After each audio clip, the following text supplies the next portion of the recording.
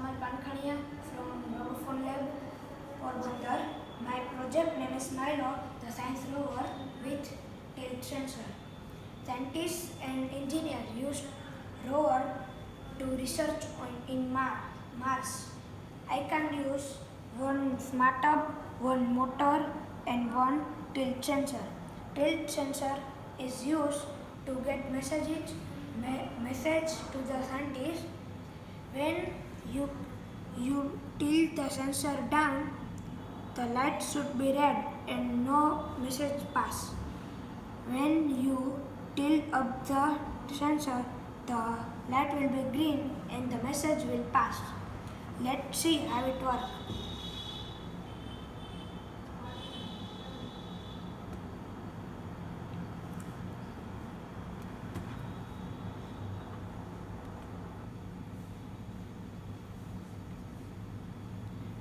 When I down the sensor, the red light will start and no message will pass.